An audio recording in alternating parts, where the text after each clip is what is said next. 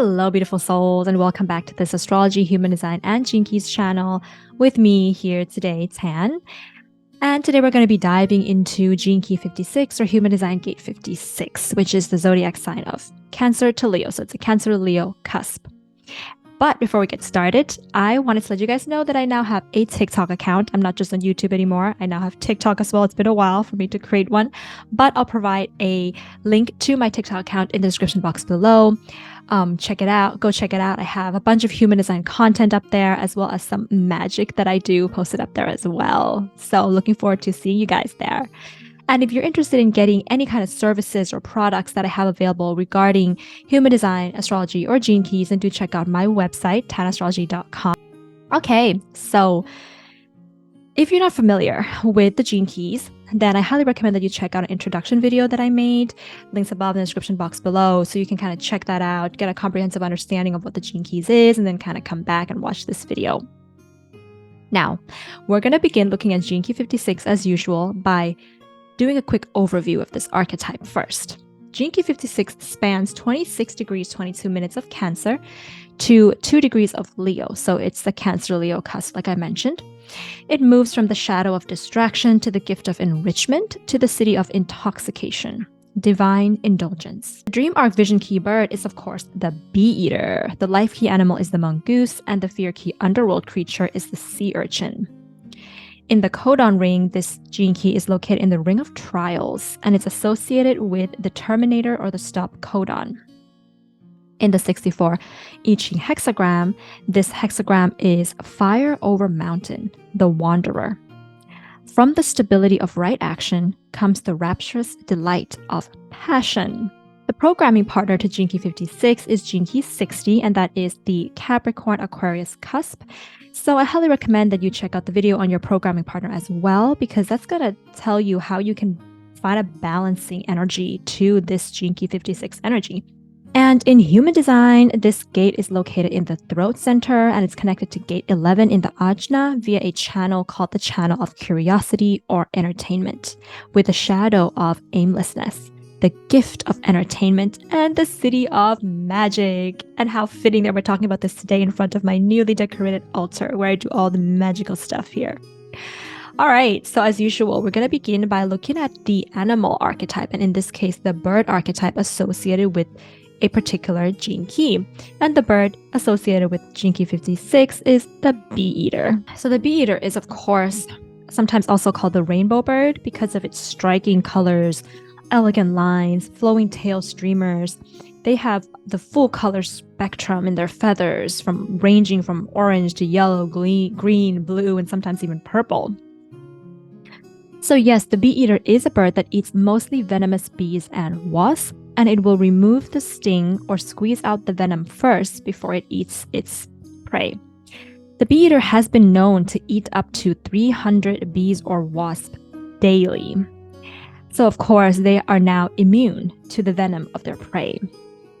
The bee-eater is also known for their bravery because they can eat wasps the size of their own head. They have been known to do that. They're also sometimes a symbol of, to me, this mix of pleasure and pain, the risk of pain for the purpose of pleasure. So that's really very much symbolizing this archetype right here. All right, so let's look at this archetype first by, of course, as usual, understanding the shadow here, which is called distraction. And what does that actually mean? So the shadow of distraction here, we see this a lot in the world. This is one of the most common shadows that we see happening in the world today. We are distracted as human beings by something, and it's almost like an addiction. Like, we need distraction, whether that is being distracted by our telephones, by our phones, by the TV or Netflix nowadays, by politics, or by technology. And that's not to say that we shouldn't, we should completely, abstain from these things that provide us with distraction and entertainment. That's not the case. We can't abstain from completely, but we do need some balance, because without balance, distraction can lead us to misery, and it can impede our evolution as human beings, and we'll see why that is. Because as long as we are stimulated by our senses, sense of sight, sense of hearing, sense of touch, and sense of smell, we are escaping from feeling our own discomfort. And this is not the same as using our senses to ground ourselves, because we can also do that. We can go into nature and we can hear the birds, we can smell nature. That's not what I'm talking about here, because that grounds us. This type of distraction that we're talking about here is one that doesn't allow us to become grounded, but feeds into our escape. So it's an overstimulation of our senses so that we actually become numb. When you take a walk in nature, right, you don't become numb from that. It grounds you, it calms you.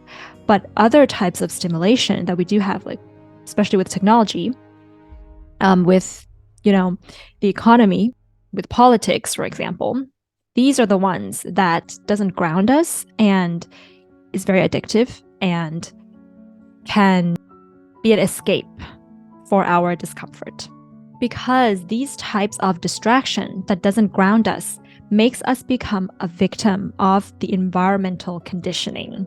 These types of distractions, whether they're coming from a particular culture or religion or way of thinking, what it's doing is slowly feeding into our minds what we should think and how we should think. So it's kind of brainwashing us in a way, we can say. So according to Richard Rudd and this shadow of distraction, there are two types of distraction that can exist.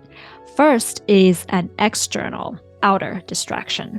The outer world distraction will distract you or help you to escape from the inner world of your feelings. And what happens when you use outer external distraction to escape from what you really feel about something, we end up in a loop of blame. We set up a victim pattern inside of ourselves, and we blame other people for how we actually feel because we never sit with our feelings, or we never learn why we feel things in a certain way. And this is seen in a lot of relationships where, maybe you are angry about the fact that you went out with your partner and then your partner is talking to another man or woman. And you're like, I'm so angry, I'm so jealous, I don't know why, but it must be something that they are doing or something that the other person is doing. Anything except, why am I feeling jealous in this moment? Anything except that. Because you've trained yourself to always be distracted by something, and work can also be a distraction in this case. Making money can also be a distraction as well. The second type of distraction is an inner distraction, of course. You become so inwardly focused that you forget about the outer world. You live in a world of fantasy, and you look at the world through a lens of fantasy, where you can somehow are able to meet the world in a way where everything in the world and the outside of yourself is up to your standard. It's exactly like you had always imagined or fantasized. You see what you want to see, but you do not see the truth of a situation. And this is a very, I would say, Neptunian type of way of being. It's very much like that Neptune fog. You just don't want to feel the reality of certain situations. So you change, you have this way of changing the way that you perceive the world, but you change from the inside. So you look at everything, with 100% positivity. There is no discernment anywhere. Everybody is good somehow. And that's not to say that human beings are not good by nature, but you can accept somebody for being good, but you have to first see what their flaws are and then be able to accept them. But here we have this mentality where you don't even want to see anything that doesn't feed your fantasy. Nothing. So you just live in this fantasy where everybody is good without having any flaws. It's really hard for you to see that. Even when it shows up in your face, you're just kind of like coming back to your inner world and fantasizing about, maybe it's like the future, what you could have, the future that you could have with this person. So therefore, you don't think they have any flaws at all, because I'm creating the outer world with how I manipulate my emotions on the inner world so that the outer world confirms the good feeling that I have created inside of myself. So both of these distractions will keep us in a state of what Richard Rudd calls poor, because you're numb. Both of these situations keep you internally numb with regards to your feelings. And when we are numb, and if you're watching this and you're like, no, I'm not numb, like I cry all the time. Just because you cry all the time doesn't mean that you actually feel or understand what's happening with your feelings. That's not how it works. You can feel something very deeply and completely understand how you feel and not cry. You can cry as much as you can, but every time you cry, you think that it's because of something else outside of you, then you're not in touch with your feelings. Well, that's kind of making sense. If we are innately numb, we are innately impoverished, we will experience that, poverty or that impoverishment, that lack of prosperity in the material world in our lives as well. So in the repressive nature, and there's a repressive and a reactive nature for all the shadows, and you will go back and forth between the two of them. In the repressive nature, this shadow and its repressive nature is called being sullen. And that means that you are understimulated. You lose sight of your own aspirations and you become enslaved to the mundaneness of your life. Your eye will be devoid of joy. There will be a lackluster numbness in your eye. So notice that. How many people say that, there could be about you, there could be something there. The reactive nature here is to be overstimulated. Overstimulation means that you have to make sure that you are maintaining movement at all levels of your life. That something has to always be happening in your life. Even if that means creating drama, making mountains out of molehills.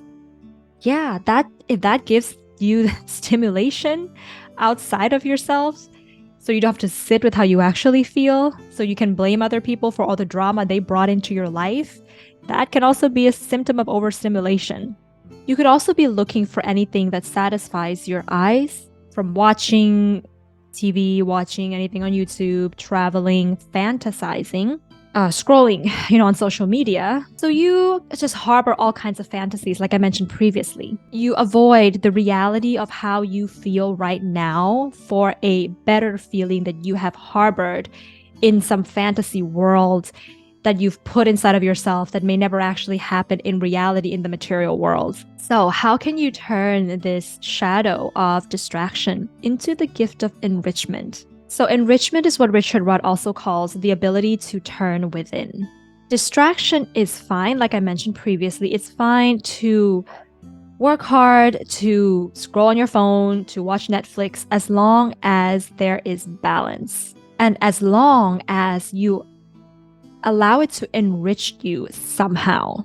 When you are in the gift of enrichment, you are no longer the victims of the things that happen in your life. You have learned the art of self-discipline. And a really good test to see if you have mastered self-discipline is to see if there are things in your life that you can say no to. Or are you somebody who continues to always say yes to everything that is presented to you? If somehow there are things that you want to say no to in your life and you don't, you are somehow remaining a victim in a victim mentality or a victim mindset in your life. And of course, this requires the ability to look within, because if you don't look within, you don't know how you feel about certain things. You don't actually know if you really want to say yes or no to something. So I hope that kind of made sense. At the gift of enrichment, you know how to take in low energy frequencies and low energy waves and transmute that into joy and pleasure, like the bee eater, and also transmute that into joy, pleasure, and purpose. You're able to show others how their problems are also wonderful opportunities for growth and evolution. And this is not from that escapist mentality of, when you have people that tell you that this problem that you're facing, don't worry, just try to be happy about it. Just keep your vibration up. That's still a distraction. That's not really, understanding. the opportunity within the problem. To be able to understand the opportunity hidden within a problem, you have to go deep into the problem, and you have to allow yourself to be consumed by it and feel everything that you need to feel. Then you will realize what the evolutionary purpose of that problem was. There is great lightness and humor once you can do that. So meditation is a really good practice for those with the 56 gene key. Not to say that you have to do it on a daily basis, or that you have to become a monk who just meditates. But if you could practice that at some point in your life, you will see that you are able to sit with yourself and get rid of the addiction that you have to external stimuli that you think could bring you fulfillment. You have the gift of being able to enrich others through what you have learned in your life. You're like a little bit of a teacher or an entertainer in that sense. You are seen by others as a role model because of your ability to discipline yourself. So essentially, the 56 gene key gift of enrichment is about balance. It is about balancing fun with seriousness. It is about being able to partay and drink and then say, no, I've had enough. And this is why this gene key is part of in the codon ring, the terminator or the stop codons, along with gene key, I think it's 12 and 33. It's also a stop codon in this case because it stops you, from over distraction. I actually don't have this gene key, but I have the programming partner, the 60. And I used to date somebody who had the 56. I don't think he had the 60. So we were in this dance to balance. And I remember that I used to be so addicted to partying, especially with him, like going out, partying and drinking. And I wouldn't be able to stop myself, right? Because he's got the 56 and I have the programming partner, the 60. So I'm just learning about this 56 energy. And I would just party from all night until the morning, and we do drugs, and I wouldn't be able to stop, but it would trigger me so much that I would get into like a really negative mental state because of all the drinking and all the alcohol and all the drugs, if that kind of made sense. So this is just an example of what can kind of happen in this balance of when you're balancing distraction and enrichment. The feeling of enrichment with the 56 gene keys gift is a feeling of aliveness, sensuality, and the ability to find wonder and beauty in things that other people might find to be boring or monotonous. It is about appreciation and gratitude. There's also the gift with this gene key, because it's located in the throat, the ability to divert people's attentions via communication and the voice, like an entertainer, like a comedian, like an inspirational speaker of some sort. And you do this by sharing your personal experiences of something via the method of storytelling in a way that really touches people's hearts. And if you have this gift of enrichment, you are able to share some of the harder, painful things in your life and what you did to get through that, and how you came out the other side lighter, with humor, and with evolution. And that is inspiring for the people who are going through a similar painful experience that you have, because now they know that you could do it, that you have come out the other end, laughing about it, feeling more alive because of it, growing from it. So they feel empowered and inspired that they could also do it too. And that is the power of enrichment. All right. So we're going to move to the siddhi of intoxication. So like I mentioned with all of my gene key videos, I don't want to go and talk too much about the siddhi, because the siddhi is the state of being where you are enlightened. So there's nothing left to do. It's just a state of being that once you are practicing or in the gift of each of the gene keys, you will naturally have the siddhi dawn upon you. So Richard Rudd describes the siddhi of intoxication as being highly amusing. The siddhi of intoxication is when you have become distracted by the divine.